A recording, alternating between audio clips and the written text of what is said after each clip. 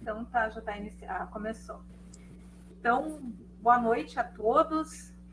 Sejam todos muito bem-vindos a essa nossa primeira aula. Teremos 2 aulas dessa disciplina de desenvolvimento territorial e políticas públicas, que nesse semestre eu e o professor Rodrigo estamos compartilhando. É um prazer poder conhecer vocês, mesmo que dessa maneira à distância, e recebê-los aqui. Então, eu começo pedindo desculpas por não acompanhar toda a atividade, mas eu também tenho aula agora nesse horário e vou chegar um pouco atrasada na aula que eu preciso fazer nesse horário. Que é a minha aula do doutorado, né? Hoje eu estou sozinha. E é sempre um prazer muito grande receber a Cristina aqui conosco. Tem uma experiência muito bacana e sempre se dispõe a compartilhar conosco. Já não é a primeira vez, é uma parceira, né, que eu tive a alegria de conhecer, e só dessa maneira virtual até agora, né, Cristina? Através do Rodrigo. Então, muito obrigada por essa parceria novamente. E é bom te receber aqui. Desejo a todos uma ótima atividade, uma ótima noite. Passo a palavra. Bom, então, pessoal, boa noite. Então, como a professora Eliane comentou, é uma honra também estar recebendo, no meu caso, também uma amiga e colega, confreira de Instituto Histórico de São Leopoldo, nossa vice-presidente, e uma pessoa, além de uma pessoa incrível, uma grande profissional, professora e gestora cultural, a Cristina Zeiber-Schneider. Então, rapidamente, mas eu acho que vale a pena ler um resumo do currículo da professora Cristina, até para a gente conhecer e saber quem está hoje nos presenteando com a sua presença e com o seu conhecimento, no caso. O tema, então, territórios criativos e o patrimônio cultural. A professora Cristina é doutora em Planejamento Urbano e Regional pela Universidade Federal do Rio Grande do Sul. Ela possui mestrado em História pela Universidade do Vale do Rio dos Sinos, a nossa Unicinos. Especialista em Neurociência e Comportamento pela Pontifícia Universidade Católica do Rio Grande do Sul. Especialista em Políticas e Gestão Cultural pela Organização dos Estados Ibero-Americanos e Universidade Autônoma Metropolitana do México. Graduada em História pela Unicinos, desenvolveu projeto de pesquisa na Universidade de Valladolid, na Espanha, em 2001, e curso de atualização em Estatística Cultural no Ministério da Cultura da Espanha, em 2009. É também professora da Unicinos, nos cursos de graduação e especialização em MBAs, nas escolas de Humanidades, Indústria Criativa, Gestão e Negócios, desde 2008. Coordenadora no programa de aprendizagem do curso de graduação Gestão para Inovação e Liderança da Unicinos, em São Leopoldo, aqui no Rio Grande do Sul. Tem experiência na área de gestão cultural, com ênfase em patrimônio cultural, atuando principalmente nos seguintes temas: gestão de projetos, comunicação e comportamento, negociação e gestão de conflitos, linguagens culturais e patrimônio cultural. Ganhadora do 3º lugar no Prêmio Instituto Pensarte de Gestão Cultural em 2007, em São Paulo, e no Prêmio FAMURS CODIC 2008, na modalidade Patrimônio e Memória, e Prêmio CAL-RS 2020. Atualmente é gestora cultural nos projetos do Memorial da Cooperativa Santa Clara, de Carlos Barbosa, aqui no Rio Grande do Sul, Casa Vidal, em Taquara, também aqui no estado do Rio Grande do Sul, o restauro do Castelo de Pedras Altas, um local importante na história do Rio Grande do Sul, inclusive local de assinatura de pacificação de guerra civil há 100 anos atrás, mas isso fica para outro momento. Mas um local importante, então, Castelo de Pedras Altas, que pertenceu a Joaquim Francisco de Assis Brasil. Lição de casa para vocês pesquisar quem foi Assis Brasil, entre outros. Então, agora, sem mais delongas, como falamos aqui no Rio Grande, como eu estive em São Borja, então de vez em quando vem o sotaque, te passo a palavra, Cris, para que, e o pessoal também, qualquer coisa, é só ou levantar a mão, eu vou fazer essa parte aqui técnica também, né, ficar mediando aqui qualquer coisa, ou também pedir a palavra, né, a Sra. Cris é bem aberta, esse diálogo que é importante. Eu vou desligar aqui meu microfone por enquanto, né, para não atrapalhar o áudio externo. Cristina, então, é contigo. Obrigada, Rodrigo, pelo acolhimento. Agradecer também a professora Eliane pela essa recepção toda calorosa. Sempre um grande prazer poder estar conversando com vocês. O que eu trouxe para nós conversarmos hoje à noite é um pouco fruto das minhas angústias e da minha trajetória profissional e acadêmica. Ao longo desses últimos anos, né, trabalhando não só como pesquisadora, mas também trabalhando com ensino e atuando fortemente também no mercado, boa parte do que eu venho trazer para vocês é fruto desses 3 grandes âmbitos de trabalho, né? E como o Rodrigo falou, eu além... Passou, gente, o slide? Só confiram? Passou o slide? Passou, Cris. Tá. Como o Rodrigo falou, boa parte da minha atuação, não só, né, como professora e pesquisadora, é também com projetos de restauro. Então, eu estava falando aqui do Castelo de Pedras Altas, que a gente está aqui na primeira etapa. A gente fez em 2021 todo o levantamento aqui, daí enquanto universidade, enquanto Unicinos, como equipe interdisciplinar, todo o levantamento da casa da feitoria, a casa onde chegam os primeiros imigrantes alemães aqui no sul do Brasil, e esse ano em especial comemorando os 200 anos. E todos esses projetos, cada um deles é único, é especial, é fruto da intricada teia social de cada um desses lugares, é fruto de territórios, que é esse pensar o lugar físico, mas também pensar o elemento humano, e cada um deles é pensado na sua especificidade. E um dos grandes desafios para quem trabalha nessa área de patrimônio, vocês devem ter visto a minha formação em neurociência e comunicação, e uma das áreas da minha atuação é comunicação e gestão de conflitos. Trabalhar com patrimônio é fazer gestão de conflitos o tempo todo, né? Fazer esse conciliamento entre as expectativas e os objetivos de cada um dos envolvidos. E daí, quando eu digo envolvidos, eu digo órgãos de preservação, poder público municipal, poder público estadual, órgãos que vão fazer financiamento da lei, as comunidades, os técnicos, a imprensa, as entidades associativas que muitas vezes estão envolvidas nesses projetos. E uma das coisas que mais me inquieta quando a gente pensa esses projetos, e cada um deles é único, que nem eu falei, é que uso eles vão ter. Boa parte dessas edificações, elas permaneceram por anos fechadas, inabitadas, perdendo o vínculo com as comunidades que as produziram. E quando a gente entra com um projeto de restauro, a gente mexe com a dinâmica dos territórios, a gente mexe com como as coisas se organizavam até então. E o grande desafio, e não é só um desafio aqui para nós, Rio Grande do Sul, o grande desafio é quando a gente pensa esses projetos numa perspectiva de turismo, de consumo, né? de que as pessoas acessem esses bens. E aí eu trago para vocês alguns exemplos para a gente começar a pensar isso, né? Então, Ouro Preto é uma das cidades que recebe primeiro, né, o reconhecimento como tombamento federal lá em 37 ainda. E eu quero que vocês tentem se localizar. Ouro Preto, vocês têm aqui o mercado de tropeiros, né, o famoso Largo do Coimbra, ali ao fundo a igreja de São Francisco com as obras do Aleijadinho. Ali era um local de ponto de encontro, aonde a sociedade daquela época se reconhecia nas suas práticas sociais e culturais. Esse era o lugar aonde tinha não só um intenso comércio, mas também forte convívio social. que aconteceu depois do reconhecimento como Ouro Preto, como patrimônio nacional, e todos os recursos que foram investidos, as políticas públicas que foram implementadas, que é um dos focos da nossa conversa hoje, né?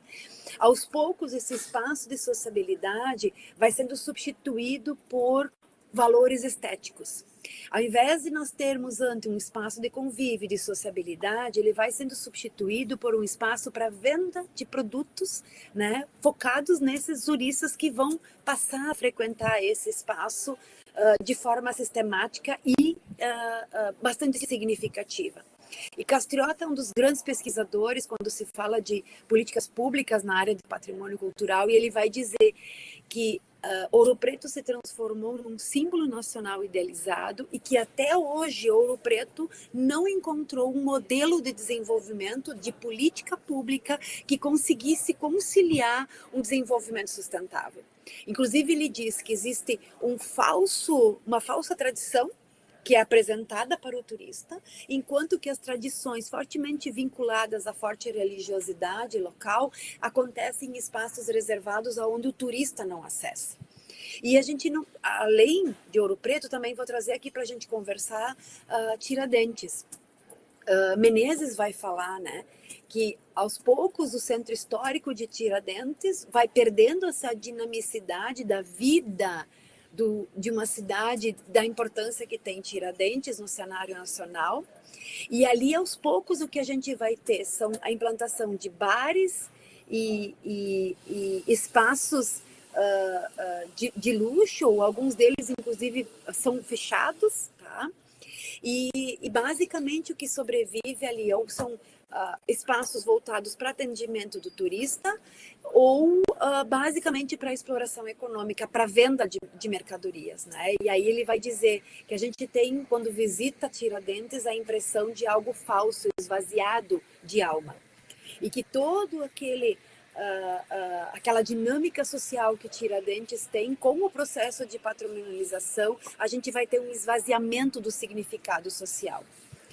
E eu usei 2 exemplos no âmbito do patrimônio material, mas também tem o imaterial. E aí eu trago para vocês aqui o exemplo de São Luís de Paraitinga, em São Paulo.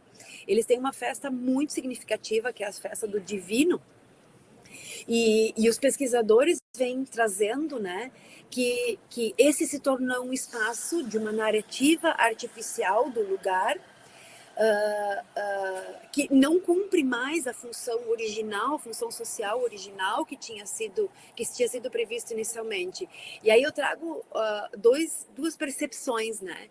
Para a população local, a procissão do Divino ele diz, né, participo porque acredito no divino, porque este ano foi muito bom para minha roça, para meu comércio, para minha família, então venho na procissão para agradecer sua graça. Aqui tem um sentimento de pertencimento e um significado para a procissão especial. Para o turista, o que é? Como é que o turista diz? Como é bonita essa procissão, como as pessoas respeitam o santo, como a cidade mantém suas tradições. Nada é comentado sobre o ato de devoção ao santo ou mesmo a forte fé religiosa. E isso,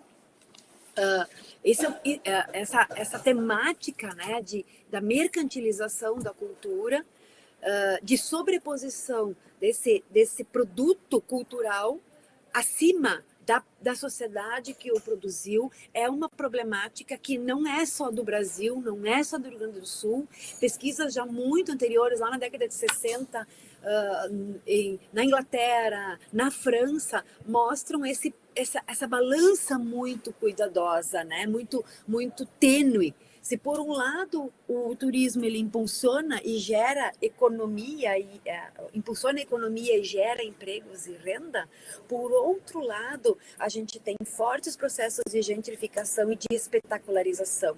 Não sei se vocês reconhecem esse conceito de gentrificação. Gentrificação é quando vocês têm espaços, né, de ver isso acontecer em centros históricos, se tornam tão caros manter ele, né? pelos impostos, que as pessoas saem desses lugares e vão morar nas periferias, em outros espaços, porque não conseguem se manter nesses espaços. E o que acontece com o tempo? Se tornam espaços esvaziados de significado social, que distanciam efetivamente o patrimônio da sua função social original. Né?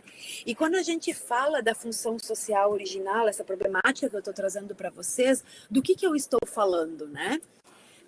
Olhar para o patrimônio cultural é entender como o homem daquele tempo resolvia seus problemas. E eu vou trazer para vocês alguns exemplos, alguns cases para a gente conversar aqui em conjunto, né? Eu tenho aqui duas casas de pedra, tá? A primeira delas é em Flores da Cunha, o Casarão dos Veronese, tá? Eu quero que vocês vejam a materialidade dessa edificação, que é essa primeira edificação aqui com as janelinhas verde pistache, tá?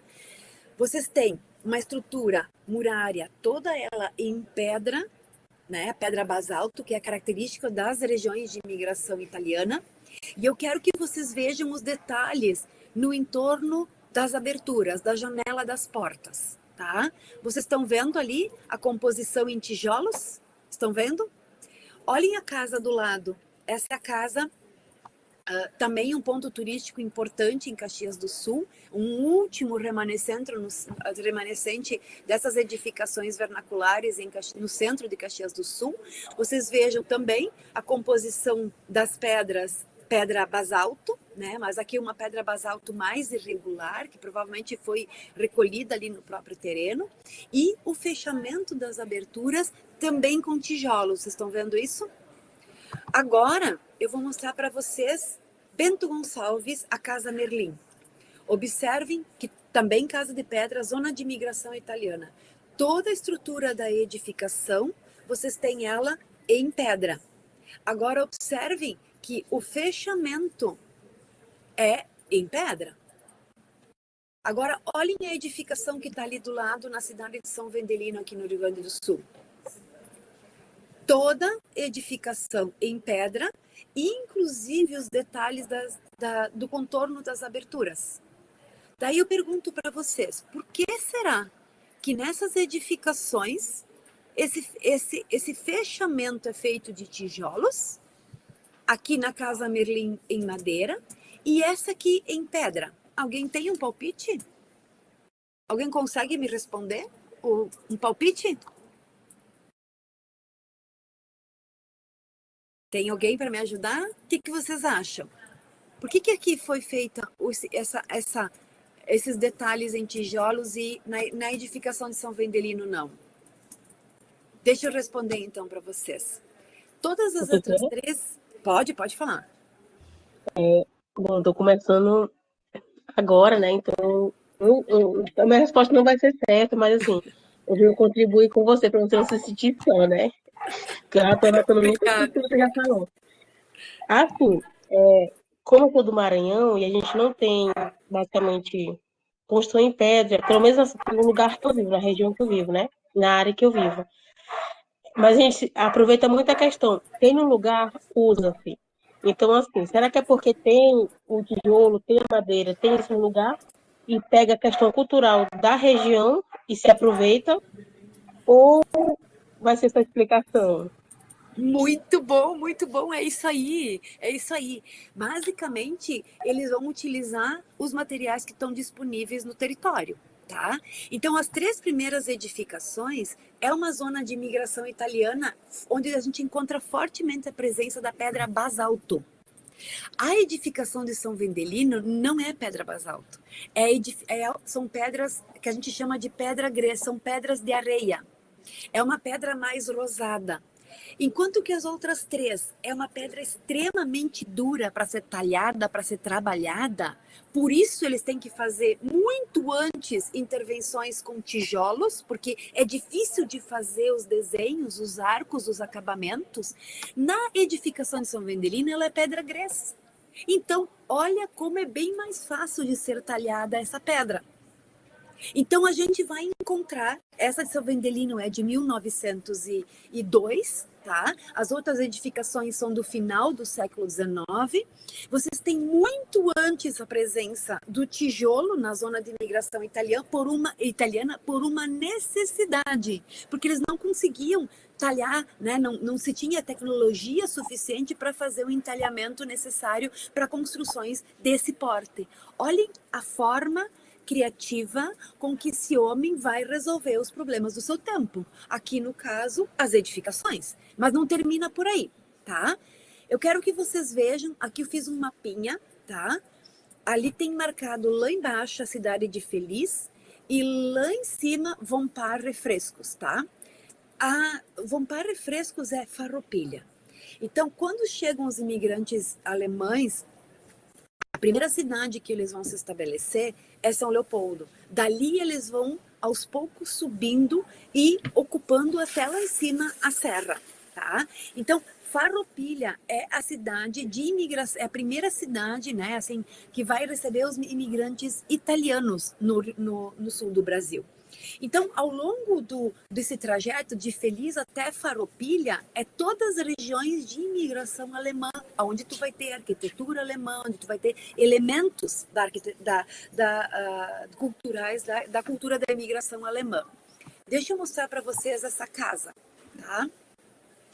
Essa casa Radaelli, em Farroupilha, Radaelli é um dos primeiros imigrantes italianos em Farroupilha.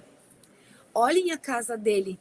A casa dele é um exemplar daquilo que a gente chama da arquitetura da imigração alemã, que é o enxaimel, a técnica de construção enxaimel. Olhem a casa do lado ali, Casa Dietrich, também Farroupilha. Isso é interior de Farroupilha. Lembro que da Feliz até chegar em Farroupilha, eles passaram por essa casa. Ou seja, os imigrantes alemães estão 50 anos antes da chegada dos imigrantes italianos.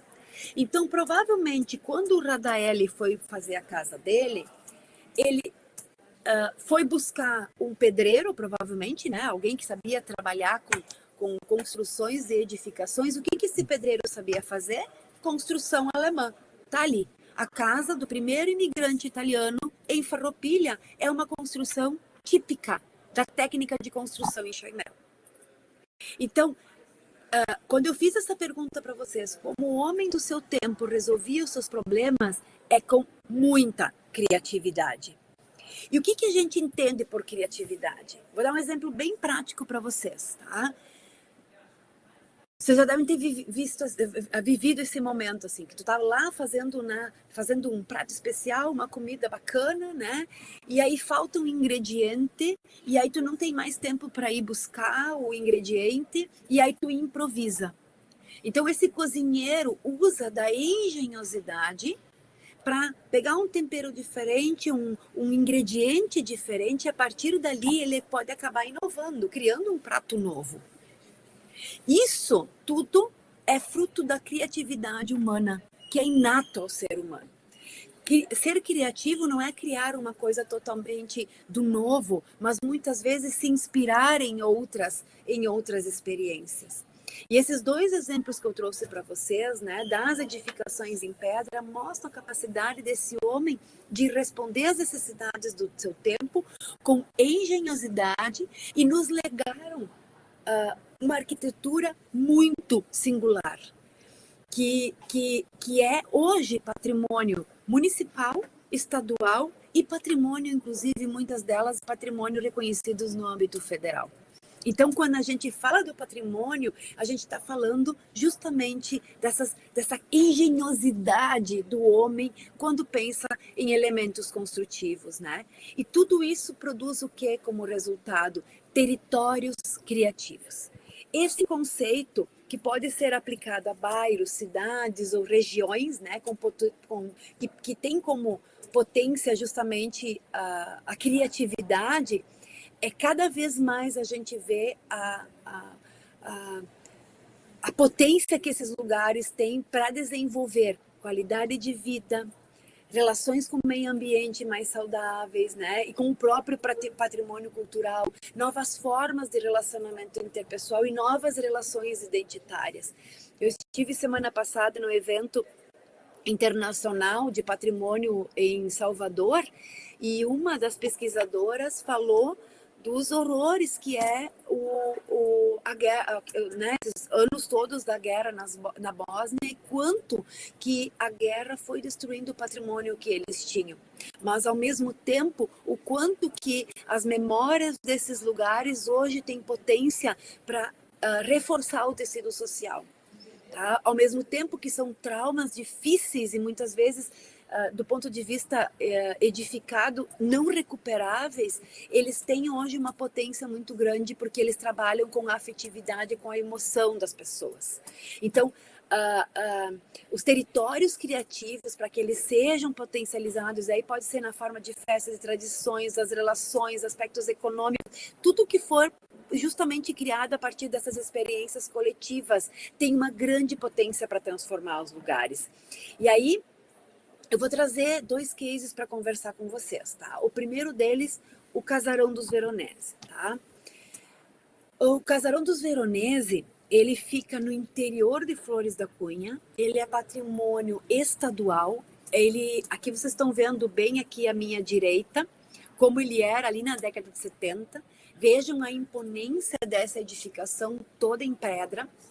A gente tem ali não só um remanescente único da arquitetura vernacular da imigração italiana, mas numa localização em termos de paisagem extremamente significativa, que é uma paisagem vitivinícola. Tá? Então a gente tem um patrimônio material e paisagístico muito importante, mas também a gente tem a arte, né? O saber fazer, que é a cantaria, que é o saber cortar a pedra, que é saber preparar a pedra para uma construção dessa imponência. Aqui tu tem um conhecimento que é de natureza imaterial, mas também nessa edificação a gente tem um filho de imigrante italiano que conseguiu recursos com o tio dele, voltou para a Itália para aprender a desenvolver o seu conhecimento enquanto químico, volta para o sul do Brasil e vai fundar uma das primeiras indústrias, né, voltadas para a produção de vinho. E hoje Flores da Cunha é a capital nacional da produção de vinho. Não tem cidade no Brasil que produz mais vinho do que Flores da Cunha. Então, essa edificação, ela não só carrega a questão da técnica de construção, do modo de fazer, do conhecimento específico da cantaria, mas também um patrimônio imaterial relacionado à produção do vinho, que é tão significativo quando a gente fala da Serra Gaúcha. Esse foi um projeto que nós iniciamos em 2015. Vocês podem ver aqui bem à minha esquerda como estava a edificação. E ela não tinha muita qualidade construtiva. Vocês vejam, aqui tem uma parede na foto do meio que ruiu. Vocês têm 2 paredes de pedra, com os pedacinhos que sobrava de talhar as pedras, eles preenchiam os vãos. E o que aconteceu com o tempo? Esses escacilhos, esses pedacinhos de pedra, eles foram ficando pesados e fazendo com que a estrutura toda ela acabasse se desmembrando, que nem vocês estão vendo ali na foto ao lado. Então, teve paredes que tinham 16 centímetros de desaprumo. Essa edificação ficou mais de 30 anos abandonada. Tá? E algumas, inclusive, pedras foram... O telhado foi retirado. Esse telhado que vocês estão vendo ali em cima é um telhado que foi depois colocado de forma provisória. Mas foram mais de 30 anos que essa edificação ficou abandonada, e sendo que ela é patrimônio do Estado do Rio Grande do Sul. Em 2015, a gente consegue a aprovação desse projeto na Lei de Incentivo à Cultura. E vocês conseguem aqui já ver o resultado dela. Esse projeto foi inaugurado em 2017 e ele tem uma edificação que é um testemunho daquele modo de construir, do modo de viver da cultura da imigração italiana, da arquitetura vernacular, mas também um testemunho de como o imaterial é importante nesse contexto. Esse projeto ele foi inaugurado, então, em 2017, e a partir dali vocês têm um forte envolvimento com oficinas que vão justamente criar uma sistemática de reapropriação desse espaço que por tantos anos permaneceu simplesmente abandonado. Né? Então, As fotos que vocês estão vendo ali em cima é de um trabalho que foi feito dentro da antiga cozinha do Casarão dos Veronesi, onde as nonas, né, ensinam para as crianças a técnica de se fazer um agnoline, o capelete, também conhecido, né, que é uma massinha especial usada para fazer a sopa, que é muito característica na zona de imigração italiana. E quando elas ensinam a fazer, elas também falam o dialeto, que é o italiano, que inclusive é patrimônio imaterial nacional.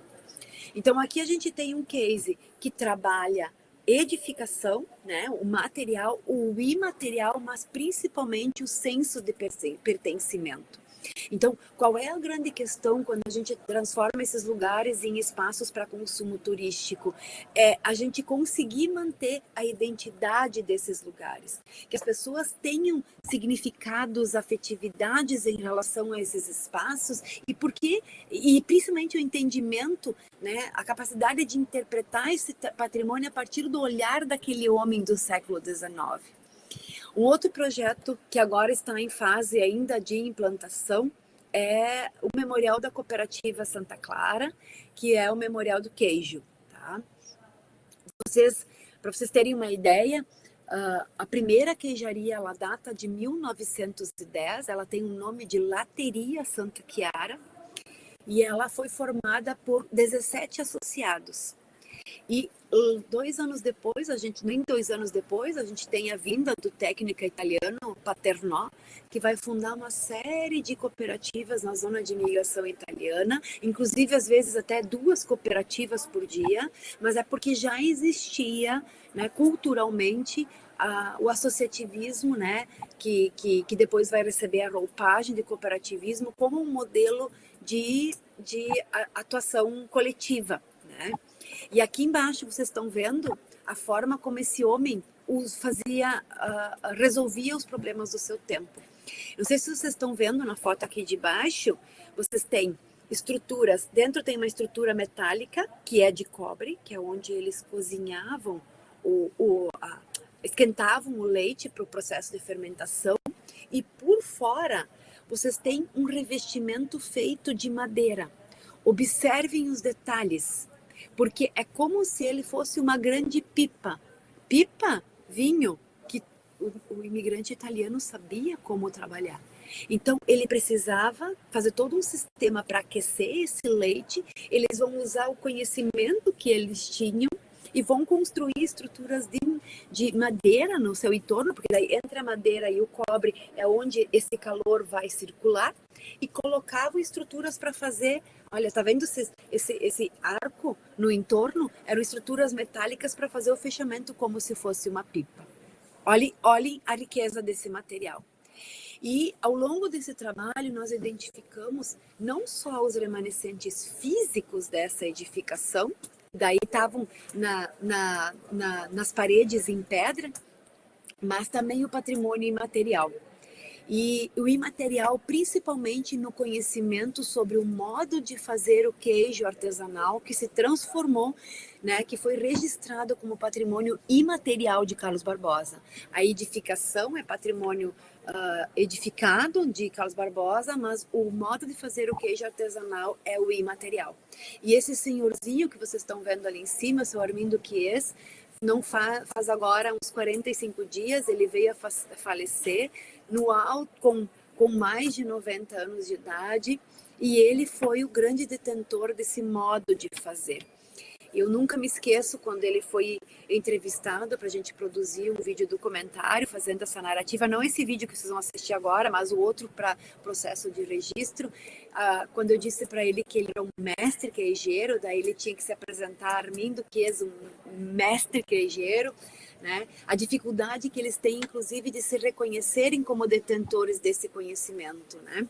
E agora eu quero mostrar para vocês um trechinho de um vídeo que ele produziu, uma série que a Cooperativa Santa Clara produziu, Bem Mais Que Leite, onde vocês vão ver a narrativa de como ele se sente em relação a esse espaço. Vou botar aqui para vocês. Rodrigo só me diz se ele roda. Estão ouvindo, pessoal? Estão ouvindo? O áudio ainda não está saindo, assim, o vídeo está passando, mas o áudio não... Tem um som, tem uma música. Estão ouvindo ele? Não, não. Não estão ouvindo, pessoal? Mas vocês conseguem ler. Estão lendo? Dá para ler, Rodrigo? Eu posso ir lendo daí, Cris, qualquer coisa. Ah, mas vocês estão vendo a parte escrita? Sim, a parte escrita conseguimos ver. Ah, ok. Então acompanhem ali com a leitura.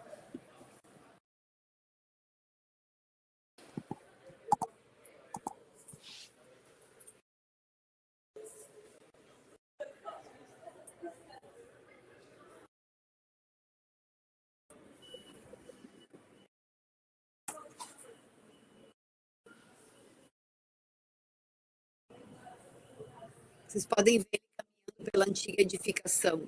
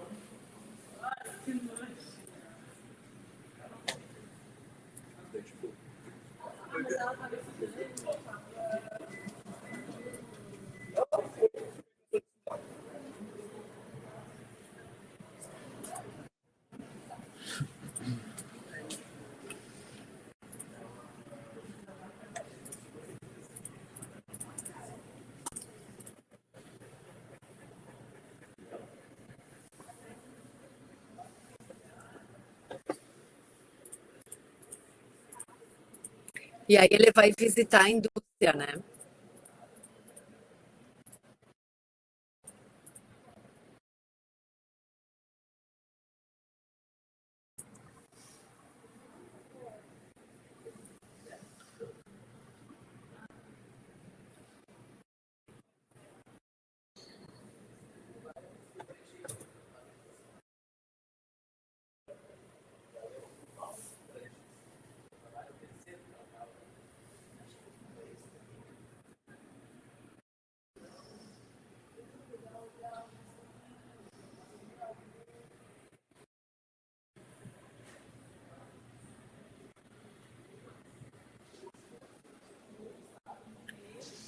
E esse processo foi muito interessante porque a gente tinha essas paredes de pedra recobertas por grossas camadas de reboco, né? Como a indústria foi crescendo, eles foram ampliando os espaços e rebocando. Só quando a gente iniciou o processo de elaboração do projeto que se identificou as antigas paredes, que basicamente era o miolo que com o tempo foi crescendo. Né? Então, cada uma dessas partes, inclusive dos espaços que foram ampliados, contam a história daquele lugar, de todo o processo, inclusive de questões sanitárias que foram sendo incorporadas no sistema, na produção do leite, e que vão impactar a forma como se produziu ao longo dos anos. Por isso que o imaterial, enquanto que o material a gente protege na sua originalidade, o imaterial a gente tem que criar ações de salvaguarda. Por quê? Porque ele é extremamente dinâmico. Né? Ele vai mudando ao longo dos anos. Por isso que a gente não tomba, a gente apenas registra, porque a gente mostra justamente essas alterações que ele vai sofrendo ao longo dos anos. Então, quando a gente fala do bem, embora a gente use muito esse conceito de material e imaterial, um não existe dissociado do outro. Então, quando a gente fala da perda do significado social, é que quando tu só dá o valor material para os bens, mas tu tem que trazer o imaterial, porque é as pessoas que dão significados aos lugares. Então, é essa teia que se tem que ter um grande cuidado. E é dentro desse espaço que nós vamos contar hoje a história do modo de fazer o queijo artesanal, que começa desde lá a vinda dos primeiros imigrantes, ao trabalho do cooperativismo, que é muito forte em toda essa região, as técnicas de produção, né? Inclusive os meios de transporte utilizados.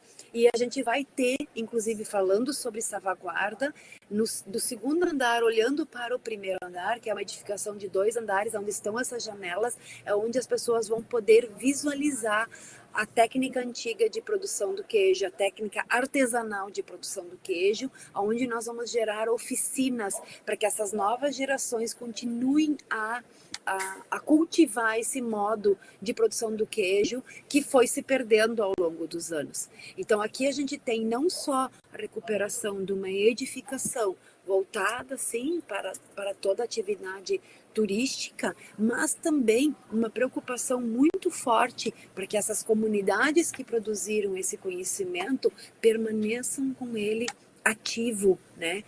Dando o significado afetivo e social tão importante quando se trabalha com as questões do imaterial. E qual é o grande objetivo com isso tudo, né, gente? É que o patrimônio não sirva apenas como fonte de atração turística, mas também como importante catalisador de desenvolvimento social e cultural na perspectiva da sustentabilidade. Tá? Aqui está a grande potência. Não tem nada de errado de pensar esses espaços como espaços voltados para o turismo. O turismo tem uma grande potência de gerar sentimentos de pertencimento, de potência para trabalhar na perspectiva da interpretação do patrimônio, né? De gerar renda para manter essas populações nesses lugares, mas há uma linha muito tênue quando se trabalha numa perspectiva do turismo, de transformar esses bens materiais ou imateriais em mercadoria e perdendo os significados que tem para essas comunidades que o produziram, né? Então, quando a gente fala de território criativo, essa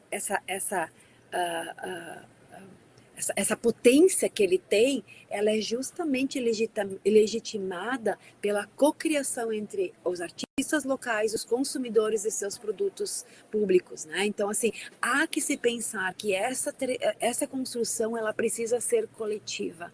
Essa construção, ela precisa ser fruto de diálogo, né? Então, assim, a economia criativa tem uma grande potência para desenvolver os lugares, mas ela precisa ser feita de forma articulada. E aí eu trago duas imagens, tá? Para a gente falar sobre a potência que tem. Essa aqui é São José do Norte, no início do século XX. Essa cidade era a maior produtora mundial de cebola. Eu quero que vocês olhem a arquitetura dela, é basicamente arquitetura portuguesa. Para vocês conseguirem ir para São José do Norte, vocês têm que ou ir por Mostardas, e daí é um caminho bem longo, ou ir até Rio Grande, bem no extremo sul do Rio Grande do Sul, pegar uma balsa e atravessar. E aí vocês têm aqui fortemente a arquitetura portuguesa. Então, vocês vejam a composição das fachadas, embora seja uma foto preto e branco, mas vocês conseguem ter a dimensão que tem essa avenida, esse calçamento central, né? Esses canteiros centrais, a preocupação com o paisagismo, aqui com a iluminação.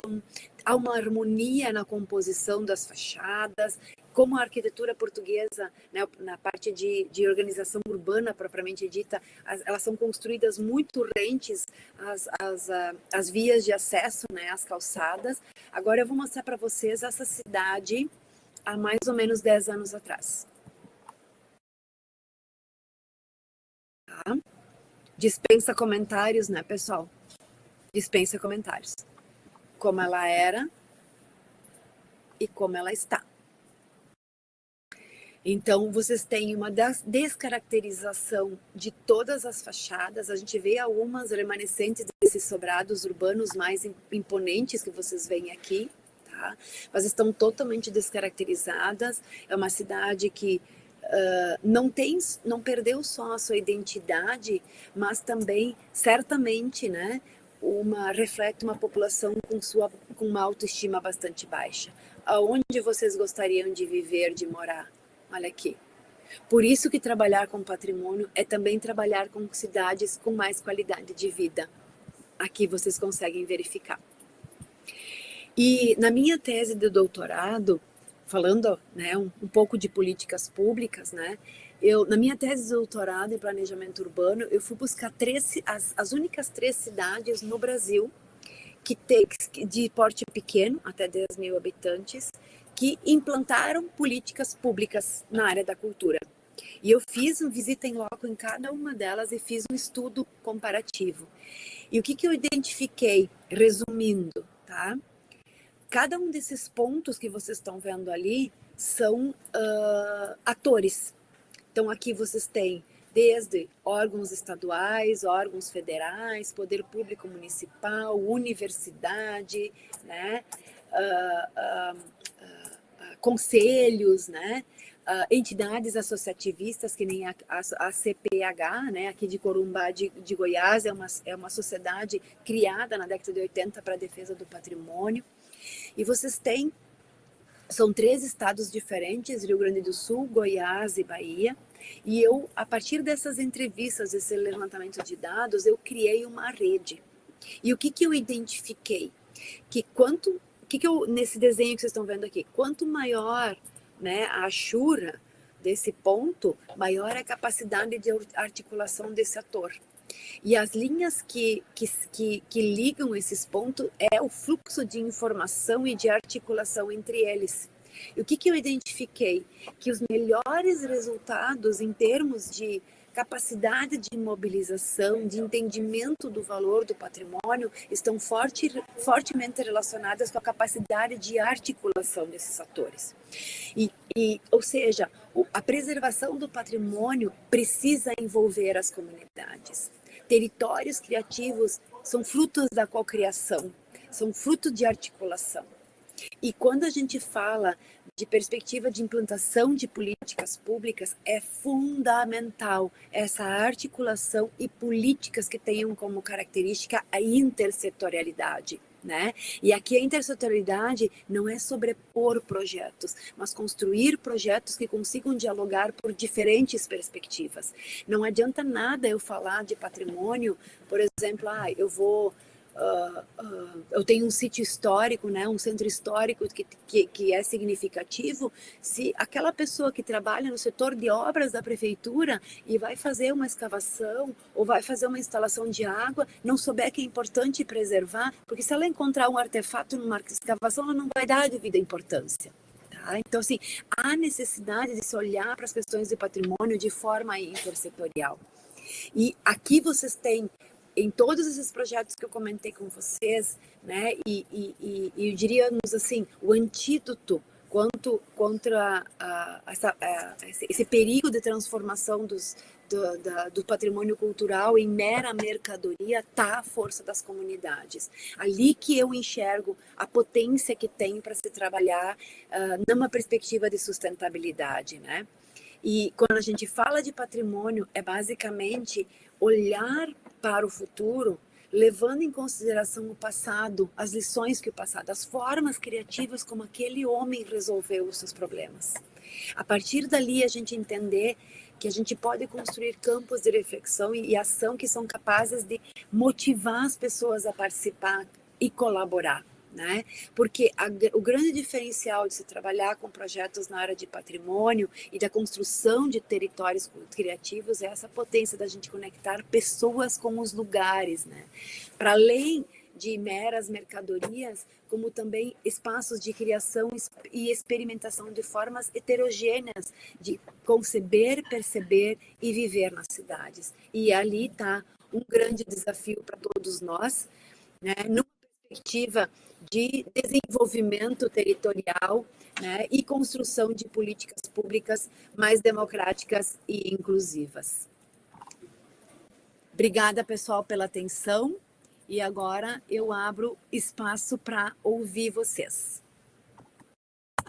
Bom, então, Eu acho que é bem importante, né, essas colocações e esses aspectos trazidos pela professora Cristina, porque, como ela mesma colocou, né, a gente trabalha, o nosso curso, essa especialização, trabalha com o desenvolvimento territorial, especialmente ligado a dois temas, mas que se dialogam e que dialogam com um campo mais amplo, né? O turismo, a gastronomia, mas vários de nossos alunos, nossos estudantes, né, nossos acadêmicos, também transitam nesse campo que vai para o patrimônio, a questão cultural da identidade, o desenvolvimento de espaços ligados à memória. Então, tudo isso forma essa simbiose, né? Essa necessidade de um olhar amplo, né? Holístico, podemos até dizer assim, né? Pensando, a nossa disciplina, né? Ela trabalha com essa questão das políticas públicas. Só que a política pública ela pode ser vista muitas vezes como algo frio, quer dizer, algo que está apenas ali no teórico. É a letra fria da lei, do regulamento, do decreto, mas a coisa ela é muito mais complexa, porque ela necessita um diálogo amplo. Então, trazendo desde lá da questão do patrimônio, do olhar para o passado, né? A gente que tem um pé, né, na história também, de uma forma ou outra, né? A Cris, a graduação e o mestrado na Unicinos. Então é interessante isso, porque a gente olha para esse passado, mas como esse passado também pode nos trazer elementos para entender o presente e prospectar o futuro. E transformar isso em algo mais concreto e que possa levar a um desenvolvimento social, no sentido amplo da expressão, necessita dessas políticas públicas voltadas para o âmbito cultural, só que entendendo a cultura como tudo aquilo que nós, seres humanos, produzimos e a riqueza cultural que nós temos. Então, né, o turismo, a gastronomia, né, que são enfoques interessantes e importantes, né, dialogando com o desenvolvimento territorial, são extremamente importantes, mas que tem que estar fortes essa consonância e esse olhar para as necessidades, para o local onde isso se desenvolve. Então, isso mostra também, e é um caminho depois, o pessoal que não pôde participar hoje vai ter a oportunidade, depois está sendo gravado e vai ser disponibilizado, de refletir sobre isso. Quer dizer, a importância não apenas das políticas públicas, mas entender como isso se reflete, é necessário e é importantíssimo para que o turismo, para que, né, o próprio sentido comercial, muitas vezes, da gastronomia, né, os usos financeiros da cultura não estejam acima, mas estejam a serviço também do desenvolvimento das pessoas, das comunidades. A gente que trabalha um pouco assim nessa questão comunitária nas nossas pesquisas, que olha para essas comunidades, né, sejam de imigração, seja na questão da identidade cultural, a gente vê muito disso. As comunidades mudam, mas a necessidade de olhar para elas e como elas se desenvolveram, como elas se desenvolvem, como elas pensam o seu passado, olham para o seu presente e prospectam o seu futuro, é necessário. Então, a gente tem vários, né, acadêmicos que trabalham com justamente olhares mais regionais, mais locais, e falas como essa, trazidas hoje, justamente tentam trazer mais capacidade ou capacitação para que a gente olhe para as nossas pesquisas, para aquilo que a gente está desenvolvendo e veja a importância desses trabalhos também, e mesmo aquilo que a gente não traga para dentro de um artigo final, né, uma monografia final, mas que a gente possa também, enquanto cidadãos, contribuir para isso. Eu acho que essa necessidade e esse elemento ele é de grande importância também.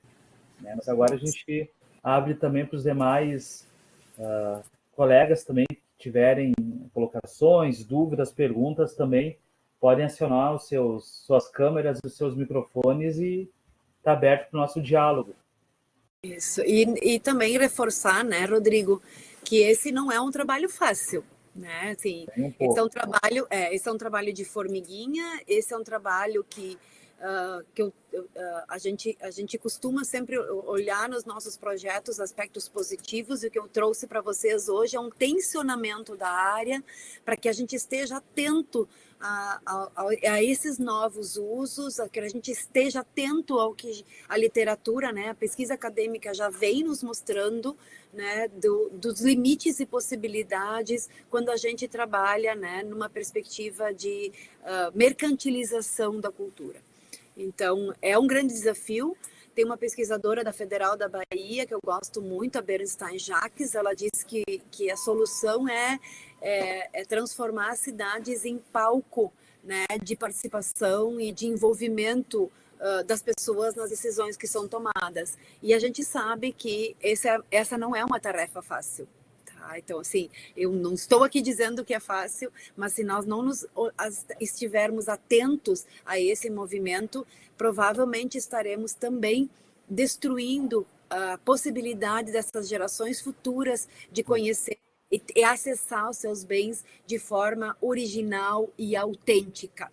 Tá? Então, assim, o que nós estamos legando? Os falsos históricos, que é o que muito a gente vê esse movimento em muitos municípios, inclusive empreendimentos capitaneados pelo poder público, né, de criar cenários para o consumo turístico, quando as pessoas não mais vivenciam isso na prática, né? Então, é uma linha bastante tênue. A Rainara está com a mão levantada. Isso, pode falar, Rainara.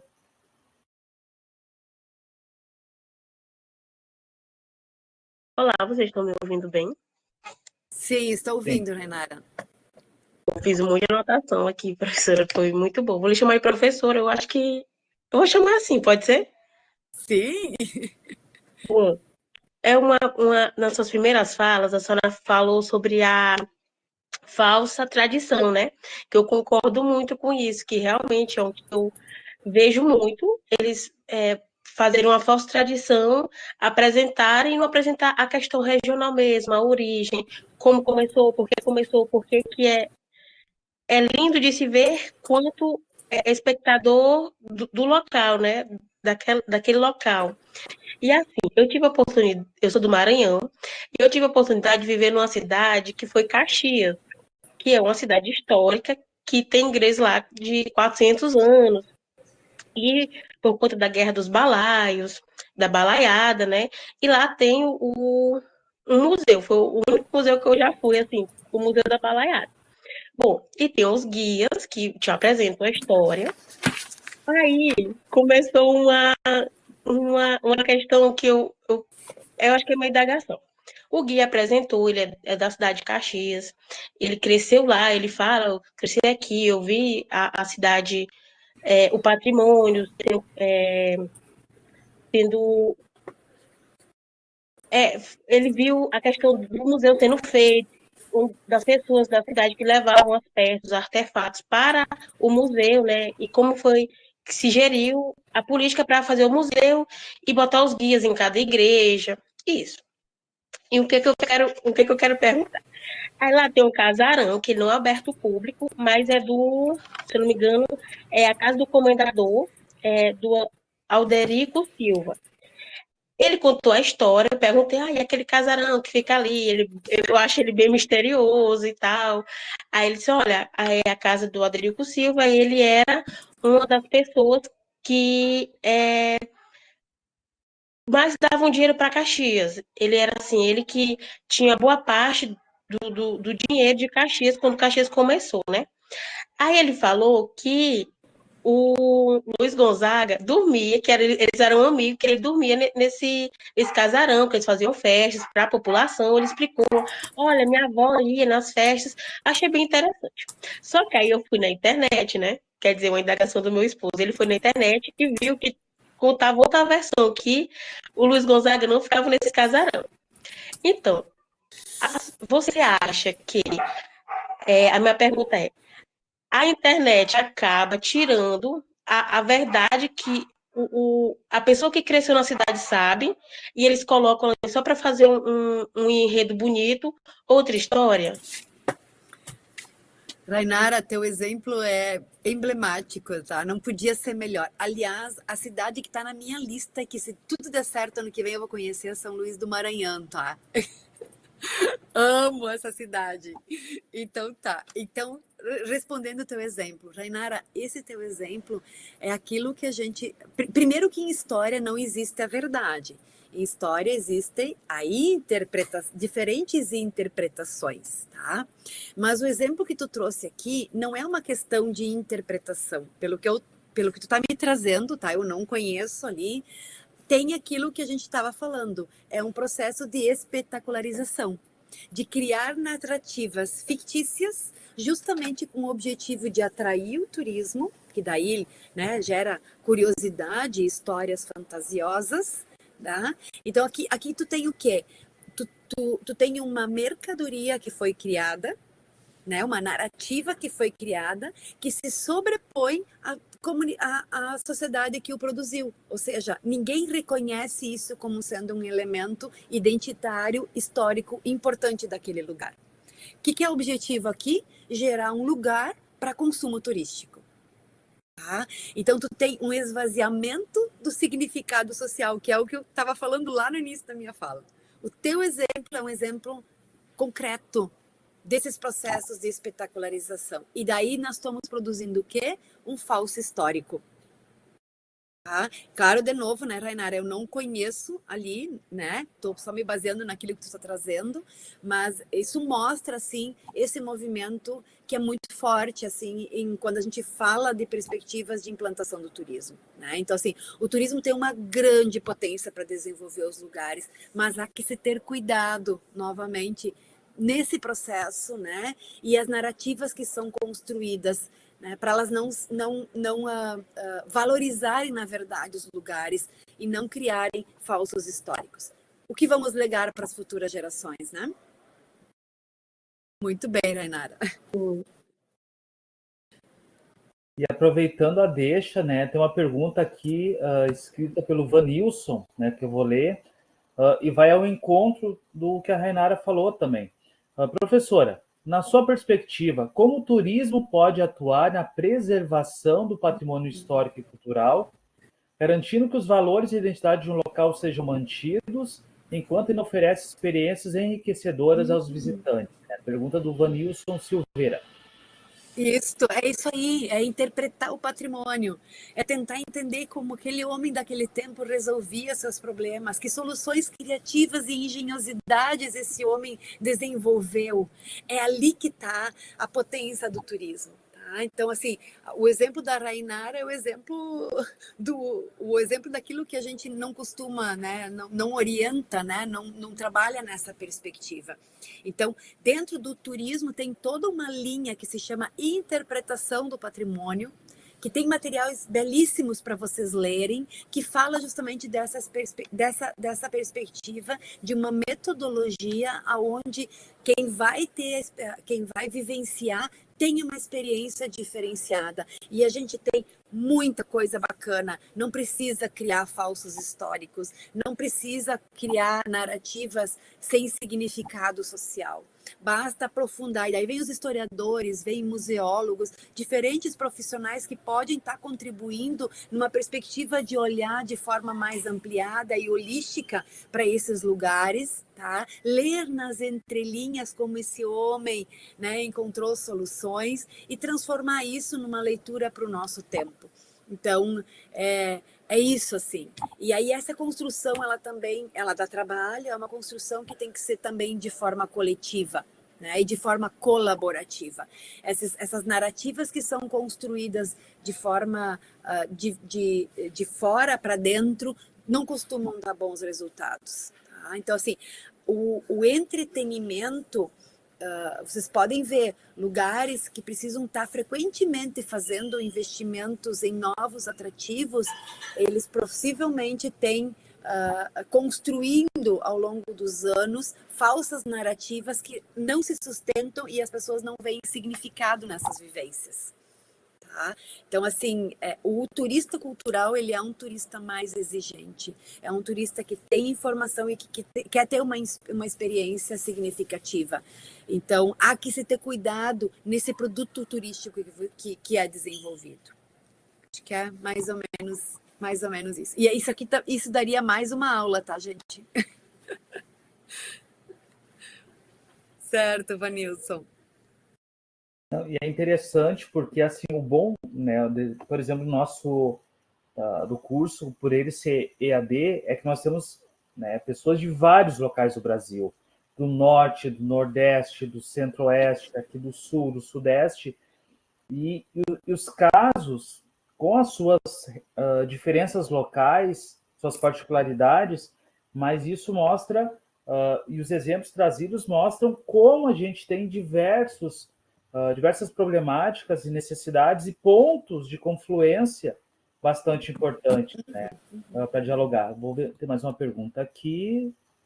Aí já aproveitando esse movimento, né, de espetacularização do patrimônio, é fruto desse momento atual que a gente está vivendo, de forte recursos, né, do capital privado, financeiro, né, especulação imobiliária, e tem gerado uma força muito grande nesses centros históricos, e é uma problemática não só do Brasil, mas uma problemática que se estende no mundo inteiro. Exato, e que isso interfere nas ações e de políticas públicas que são desenvolvidas, e que justamente nessas áreas que a gente pode trazer, seja do turismo, seja até na gastronomia, onde muitas vezes a transformação do produto, aquela coisa como foi trazido o caso ali da alimentação, muito comum nas áreas de imigração, mas também aquela comida mais local, por exemplo, aquela coisa mais do interior, a gourmetização, como se fala muito disso também, né, com a transformação para o turista ver, mas será que é o que o turista quer ver ou ele quer aquilo que é próprio daquela comunidade, né? Aqui só trazer uma contribuição do Israel Bertamoni, só para acrescentar, ou melhor, complementar, acredito que tem que ter um senso de pertencimento dos moradores, né? Para que esses, eu acho que faltou aqui, deixa eu ver, mas eu acho que dá para entender um pouco do sentido. Acabou cortando ali a colocação, mas isso é importante, o pertencimento. Muitas vezes as comunidades acabam sendo aquelas que, como a gente tem cidades, né? A cidade é para o turista ver, mas não é a cidade para aquela comunidade estar ali presente. Quantas vezes elas são, inclusive, retiradas, né, para o interior, para a periferia, né? A gente tem casos como, por exemplo, aqui no sul do Brasil, na Serra, ali a parte da região das Hortênsias, Gramado, Canela, até Gramado, vem críticas maiores sobre isso também, né? Porque às vezes tem pessoas que não se sentem pertencentes àquela comunidade justamente porque não, é tudo voltado só para uma percepção, o que é de quem vem de fora é que precisa ser, vamos dizer assim, atendido, não a comunidade local, e ela não participa desse processo de construção de ações, de políticas públicas para o seu desenvolvimento e também o desenvolvimento envolvendo quem vem de fora, né? Exato, ali, isso, para o desenvolvimento desses espaços, né? Que é complementando ali a colocação do Israel. Eu acho que, deixa eu ver aqui, eu também. Alguém tinha levantado a mão, acho que foi a Rainara. Rainara, pode falar. Aí, já pegando as falas aqui do que foram ditos, né, e das cobranças dos colegas, recentemente eu tive a oportunidade de, como maranhense, pela primeira vez nos Lençóis Maranhenses. Eu fui na praia de Barreirinhas, porque eu fui no evento científico e como o meu estudo da pós-graduação é lá, aí eu vou estar útil com o agradável. E fui. Chegando lá, eu fiz uma observação de como os maranhenses que estão lá trabalham lá, né? E eu conheci uma pessoa muito legal, um professor, tem 25 anos de profissão, o senhor Francisco. Ele me autorizou a falar dele. Ele disse assim: Seu Francisco, eu posso falar do senhor? Ele disse assim: pode falar. Aí ele estava falando que quando o governador do Maranhão veio fazer um encontro político lá, ele falou que Barreirinhas não era mais os nativos, era agora, como os Lençóis do Maranhenses eram um patrimônio nacional, um patrimônio nacional, mundial, o patrimônio da natureza, né? Que foi agora recentemente, 2024, pela Unesco. Então agora ele disse assim: Barreirinhas é do mundo. Aí ele falou assim: mas assim, como que Barreirinhas, a minha indagação, o que eu quero falar, não era para ser um pacote as culturas, as vivências dos nativos de Barreirinhas, os lençóis sendo oferecidos para o mundo, porque até como a senhora falou agora há pouco, sobre essa questão de edificações que são feitas no lugar, né? E eu acabei de ver no Instagram que eles estão abrindo a licitação para fazer os portais lá, os portais para entrar dos lençóis. E assim, a gente vê, andando na cidade, que os maranhenses são negligenciados. Eles não são donos de hotéis, eles não são donos de pousadas, eles não são donos das lojas. Eles vendem seus artesanatos para outras pessoas venderem em lojas gourmetizadas chiques, né? Que a gente vê quão natural a pessoa acha que é tomar uma coisa que é nossa, que é um patrimônio. É do mundo, mas assim, até onde vai a questão que eu, como maranhense, eu fui a primeira vez lá, porque é muito caro. Eu estava até vendo que eles vendem passeios, né, pelo Rio Formiga e tal, mas tem uma área lá que é chamada de Atim, que eles não vendem, porque eles só vendem para gente que tem muito, muito dinheiro, né? Não está no pacote assim, Atim, R$ 150. Eles nem vendem essa questão de passeio, porque ele falou, o seu Francisco falou, que lá em Atins, o maranhense não tinha como competir com as pessoas que vêm de fora. Ele falou que lá tem muito francês, americano, que vem dos países, compram terra lá e fazem restaurantes, pousadas. Mas o maranhense não tem como competir com isso. Aí é uma indagação. Eu só fui em um patrimônio nacional, né? Um patrimônio da humanidade. Vocês que já forem outro, tanto professor quanto a professora, vocês veem isso também? Ou é só aqui no Maranhão que acontece isso? Esse movimento, Rainara, é mundial, tá? É mundial, infelizmente. E aí a tendência daqui a pouco as pessoas que ainda moram nessas regiões, né, que são importantes do ponto de vista, né, para a preservação da identidade local, daqui a pouco não tem mais recurso de se manter nesses lugares. Aí saem, né, vendem suas propriedades, que se transformam em bares e restaurantes de luxo, e eles vão morar nas periferias. Eu vou dizer, né, Rodrigo, assim, que a minha noite já valeu. Os dois exemplos que a Rainara trouxe são exemplos, assim, dela se dando conta do que eu falei e fazendo relações com o seu lugar. Então, Rainara, a minha semana já ganhei ela só por essas tuas duas falas, tá? Dois exemplos extremamente pertinentes, assim, do uso do patrimônio como apenas mercadoria. E aí vem o desafio, e aí tu já também pegou o fio da meada, né, Rainara, que a gente tem que ter um olhar mais crítico, a gente tem que participar das decisões, o que o poder público está propondo enquanto política pública.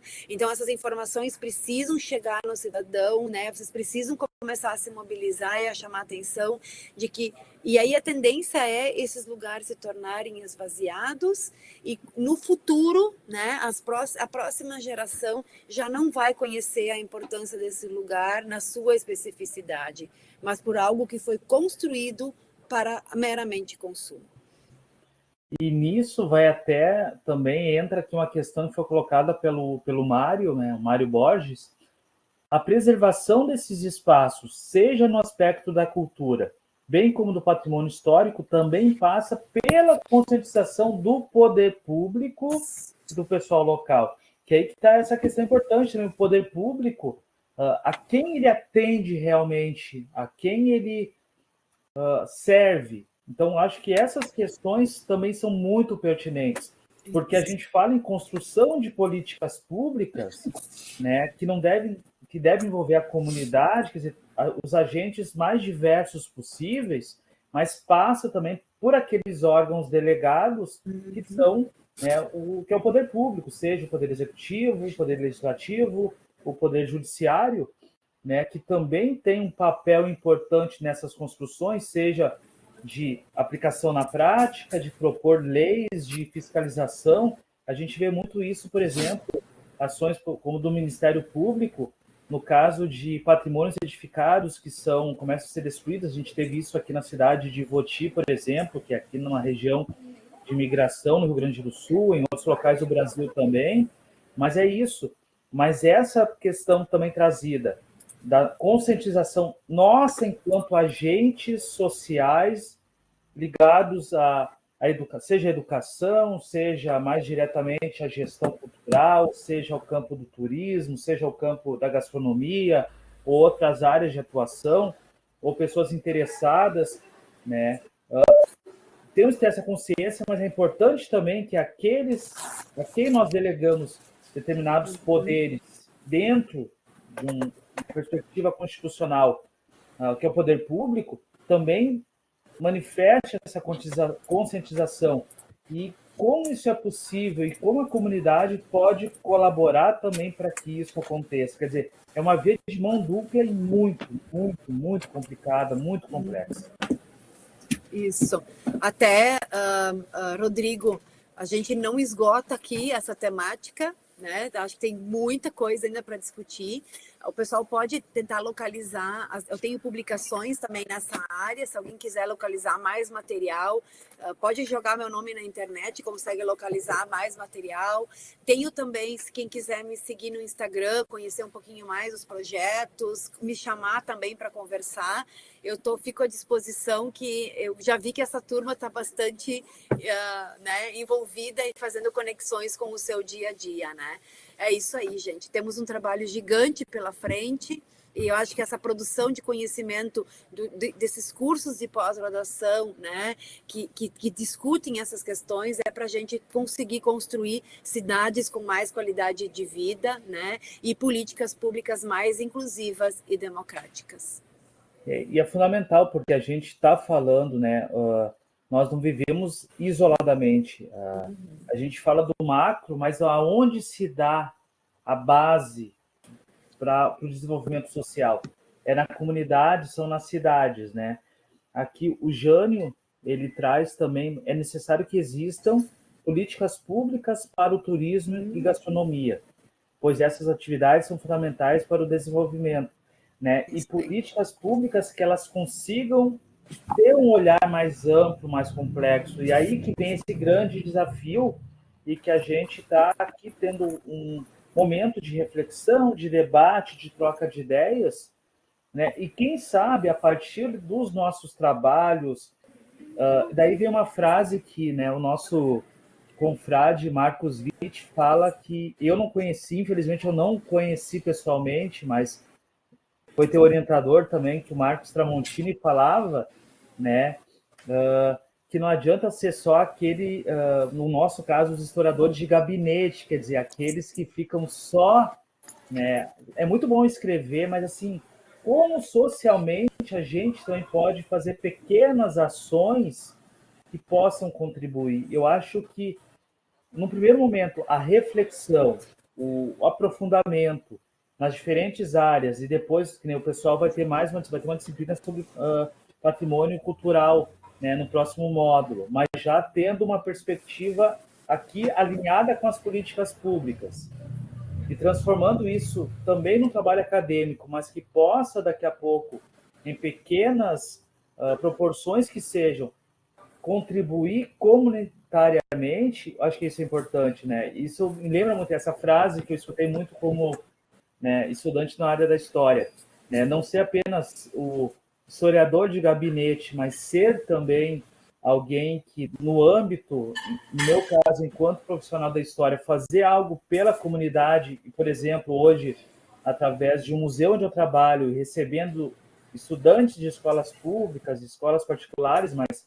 especialmente ensino fundamental e médio, é fazer algo de concreto, também pensando no patrimônio, na cultura, na educação, e desenvolvendo pessoas conscientes do seu papel na sociedade, na comunidade, e aí sim construindo perspectivas nas mais diferentes possibilidades de atuação, né? E assim isso vale também aqui dentro do nosso curso, né? Que são diferentes áreas de atuação, diferentes possibilidades, mas que o crescimento é possível com a união desses esforços.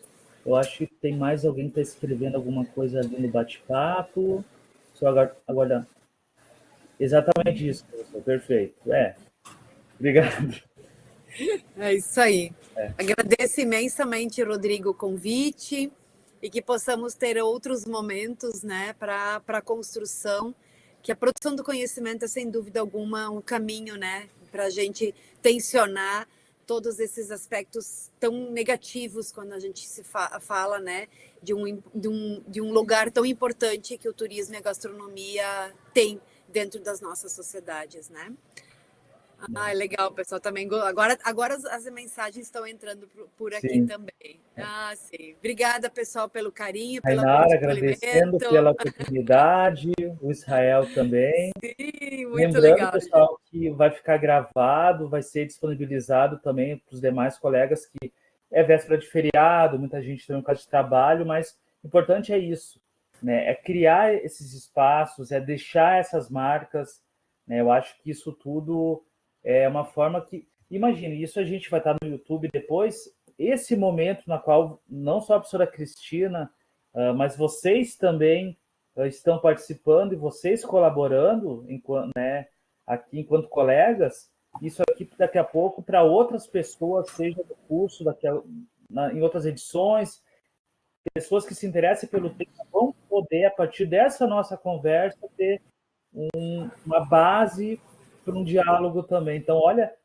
que bacana o momento que a gente está em conjunto construindo. Eu acho que isso também já é algo prático que a gente está fazendo, gerando informação que gera conhecimento e que pode gerar ações Mobilização. de mobilização, exatamente. Isso aí. Obrigada, gente, pelo convite. Obrigada, Rodrigo. Um Nós que abraço para todo agradecemos. mundo. Eu estou aqui na Unicinos ainda. Vou começar agora a voltar para casa, então tenho mais 1h30 de viagem ainda até chegar em casa. E foi muito bom ter estado com todos vocês, tá, gente? Beijo no coração de todo mundo, tá? Valeu, gente. Valeu, Cris. Valeu, pessoal. Com isso, então, vou encerrando aqui, né, a nossa gravação. Agradecemos e, né, tenha sido uma noite muito proveitosa para todos. Até mais, gente. Um grande abraço. Valeu. Tchau, tchau.